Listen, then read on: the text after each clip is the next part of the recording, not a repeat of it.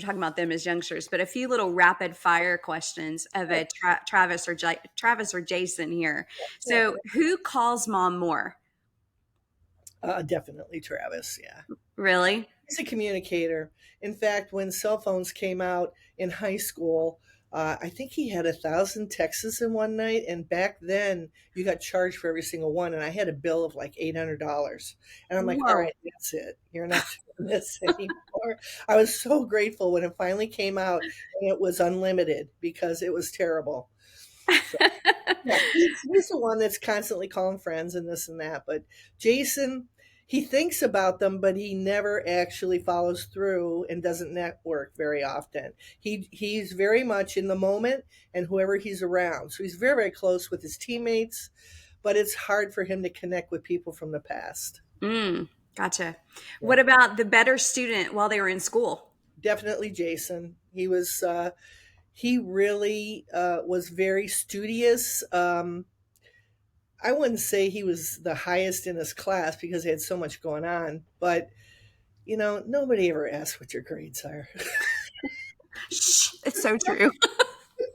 Nobody does. I mean, I never was asked any, like a employment place I ever went to never looked at my grades. And I was a C student. I wasn't that great. I had ADHD, and so I couldn't concentrate. And back then, they really didn't have any help for that. Right, right. So, yeah, it's just like, just be kind, be a good person. You know, Yes. if you have a great personality, and not everybody can have that, it's something that I think is just inbred in you. If you do that, you can get a job anywhere. I don't care what it is. Yeah. The minute you walk in the door, if you're friendly and you smile and you just, can um, chit chat, you're gonna get the job. Yeah, I think the personal skills outweigh the Outweigh. other. Yeah, for Oh sure. yeah. Oh For yeah. sure. But if you want to become a doctor or an attorney or an accountant or something like that, then you have to get the grades. It just depends on what your kid wants. Yeah, exactly. Yeah. What about I think I might know the answer, the bigger class clown? Oh, geez, they were both bad. Um, Jason is extremely funny and he's very pensive. So he thinks about the stuff ahead of time. But Travis is he was just silly.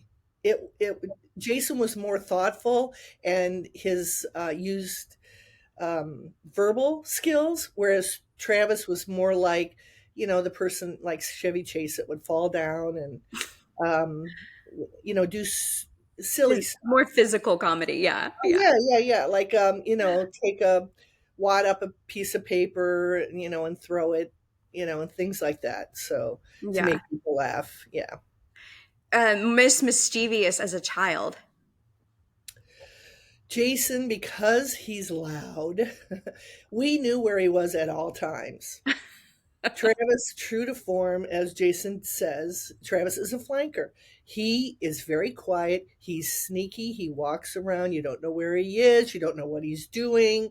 And he would get into trouble very easily, and we wouldn't know it. But Jason, we knew immediately.